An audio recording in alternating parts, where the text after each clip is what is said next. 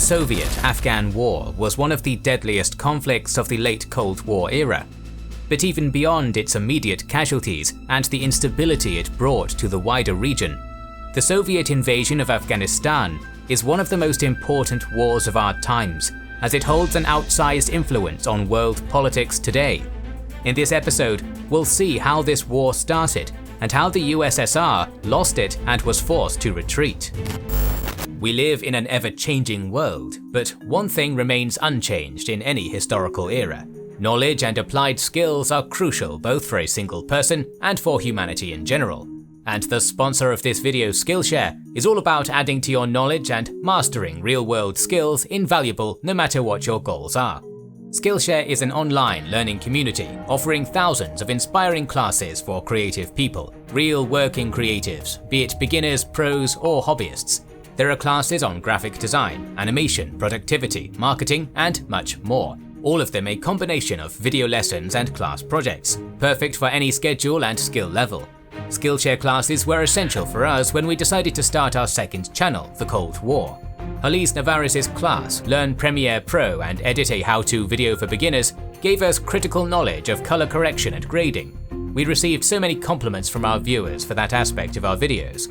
Meanwhile, Manolo-R's awesome Animate Your Illustrations with After Effects allowed us to add new dimensions to the Kings and Generals videos.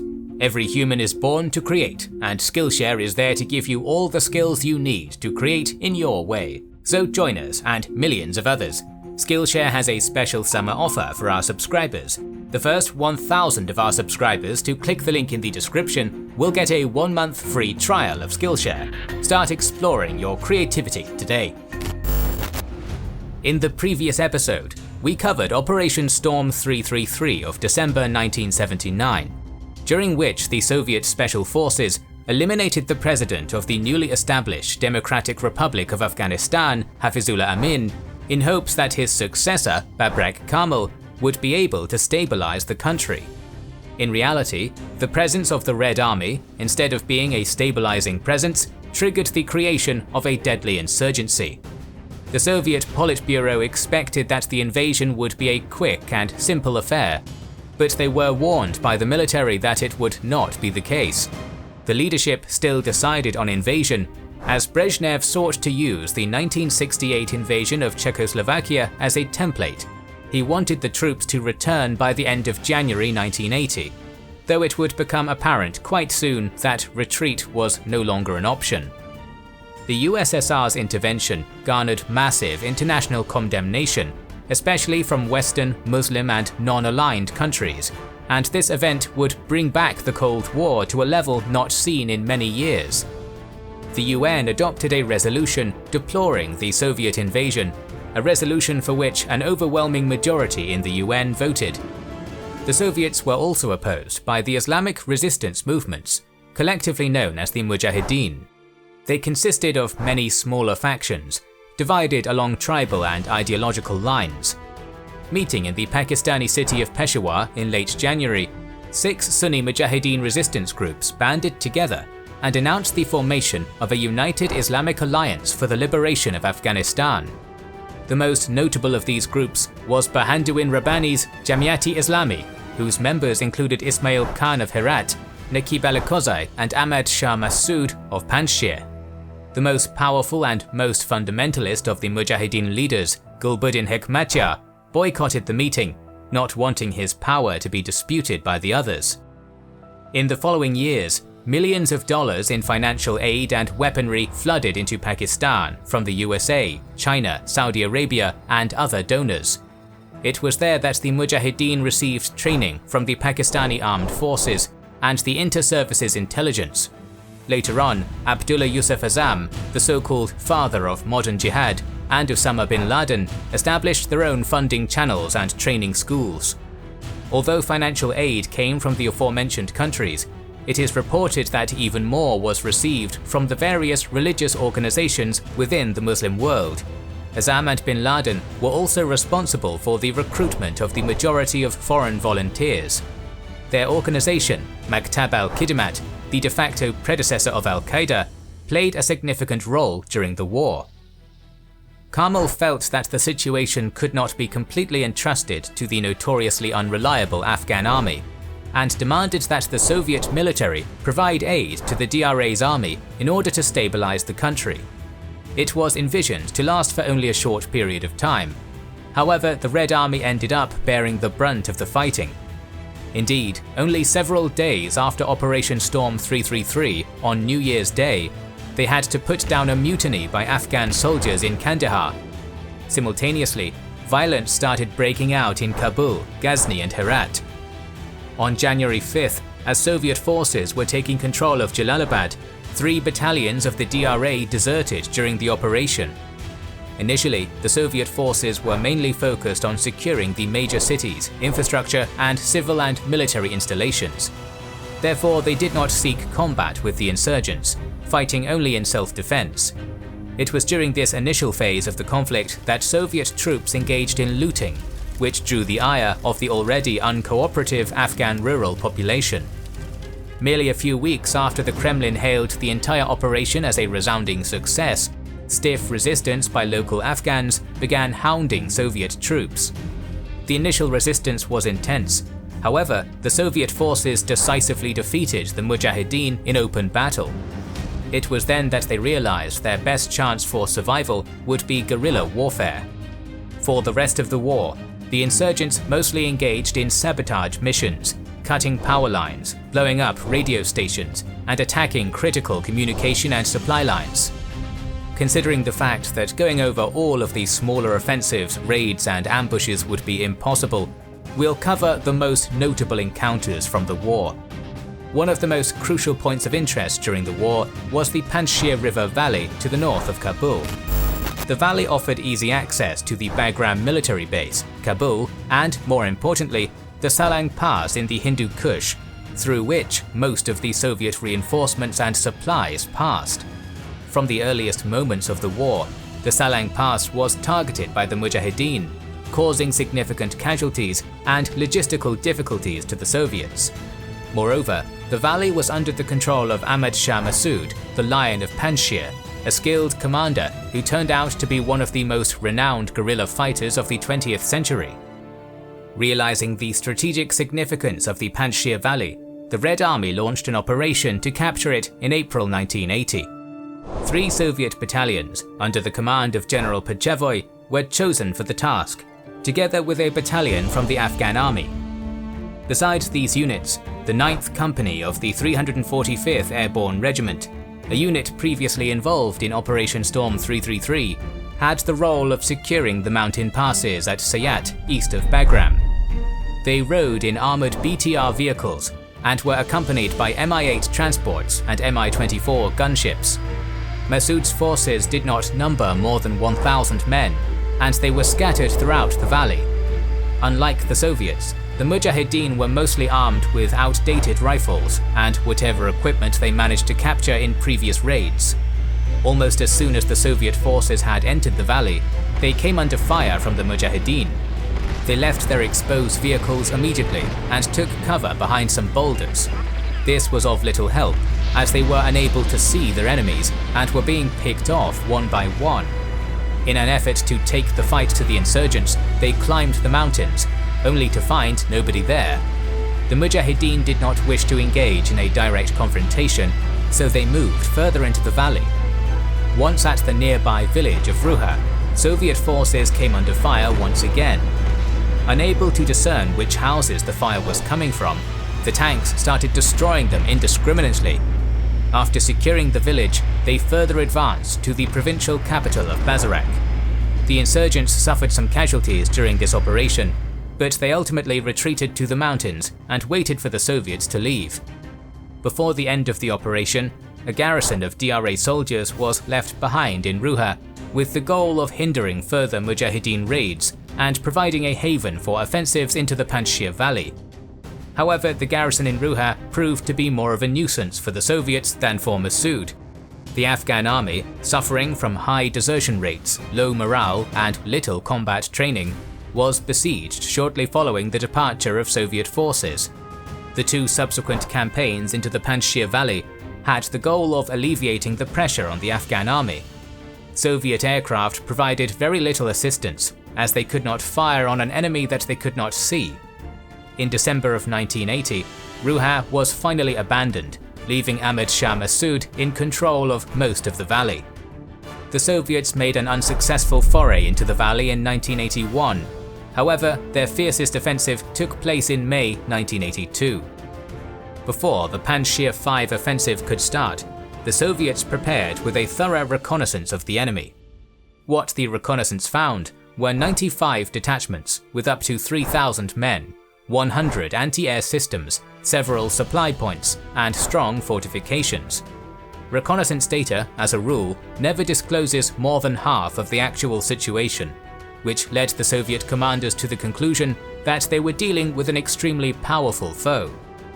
For this operation, the Soviets used one regiment each from the 108th and 201st Motorized Rifle Divisions and the 103rd Airborne Division, the 66th Separate Motorized Rifle Brigade, and subunits from the 860th and 191st Separate Motorized Rifle Regiments, and the 345th Airborne Regiment.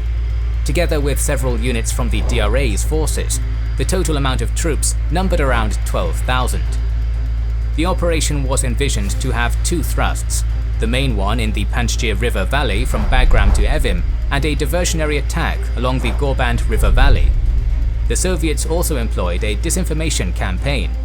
They told the Afghan Army Command that the diversionary attack was the main focus of the campaign, knowing that the information would inevitably be leaked to the Mujahideen. The first phase of the offensive started on the 15th of May, with the diversionary attack. This plan achieved positive results, as the Mujahideen sent a large number of troops towards Gorband. On the 16th, Soviet units captured the area around the entrance to the Panjshir Valley and placed artillery in firing positions. On the morning of the 17th, the main offensive started. Aerial and artillery bombardments were undertaken across the length of the river valley, while the main Soviet and Afghan forces began advancing. Meanwhile, a Soviet motorized rifle battalion and Afghan battalion landed near Ruha and Bazarak. A few more landings took place over the first day, bringing the total amount of troops near the two settlements to 1,200. Aerial assault units, using the element of surprise, captured landing zones, high points, and enemy strongholds. The first day's success allowed the main body of the attackers to advance along three approaches. During a confrontation with the enemy in a canyon, Soviet troops would hit the enemy with helicopter gunship fire, artillery fire, and mortar fire. After this, they would use a subunit to bypass the ridge on the heights to create a fire sack and complete the destruction of the Mujahideen.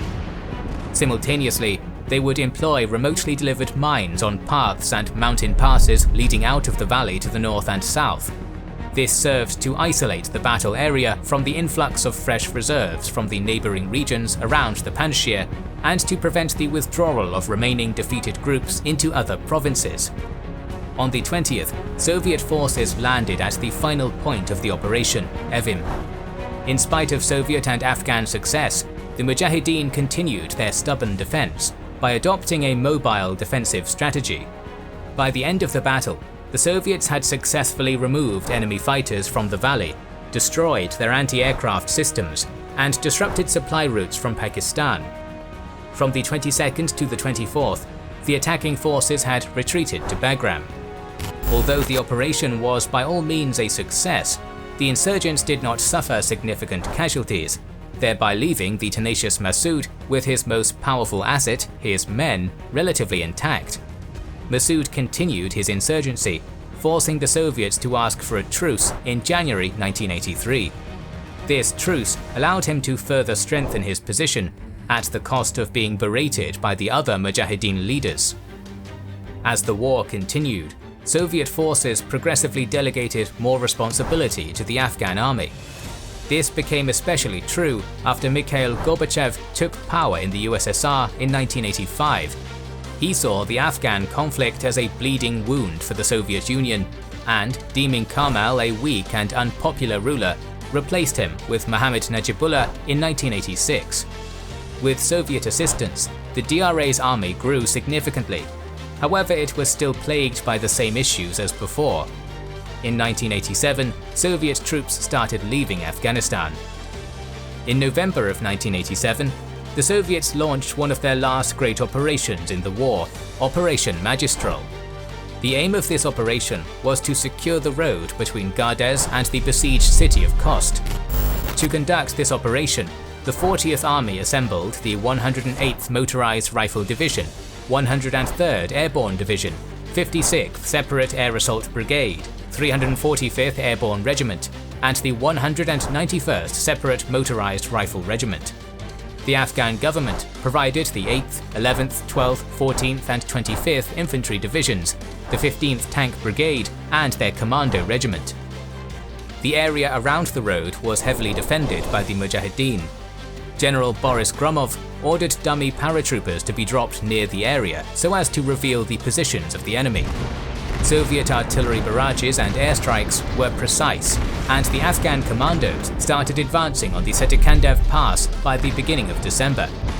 Soviet paratroopers started joining them for the assault by December 19th. Paratrooper units were flown to strategic heights to cover the armored columns making their way up the road. One of the most important of such places was a cliff at the top of Hill 3234. The already famous 9th Company of the 345th Airborne Regiment was chosen for the capture and defense of this hill. Shortly after landing, the paratroopers came under fire from the insurgents and Pakistani commandos from two sides. In spite of being heavily outnumbered, they defended their positions stalwartly. The 9th Company was assisted by artillery strikes that were extremely risky due to the proximity of the Soviet troops to the Mujahideen. Just as they were running out of ammunition, reinforcements arrived via helicopter. The fighting continued until morning, when the insurgents ceased their attacks. The Mujahideen and Pakistanis lost over 200 men, while the paratroopers lost 6. It was through this battle that the 9th Company achieved its legendary status. The operation was a success, and Khost was relieved. As with all Soviet successes during the war, this one was also short-lived. Their inability to capitalize on hard-fought victories simply meant that a stalemate was inevitable. On the 14th of April 1988, the USSR signed the Geneva Accords, thus committing to the withdrawal of troops from Afghanistan. The withdrawal began on the 15th of May, and the last of the Soviet troops left on the 15th of February 1989. The Soviet Union lost over 14,000 men to the war, mostly in the numerous raids and ambushes by the Mujahideen. The Mujahideen themselves lost more than 200,000 men, while civilian casualties were in the millions. Although not one of the main factors, it is undeniable that the Soviet-Afghan War played a substantial role in the fall of the Soviet Union. The war, together with the 1986 Chernobyl disaster, damaged the Soviet Union's reputation and its aura of strength. The conflict left an even more complicated legacy for the country where it was fought. The war did not end for Afghanistan with the departure of the Red Army, or even after the 1992 fall of the DRA.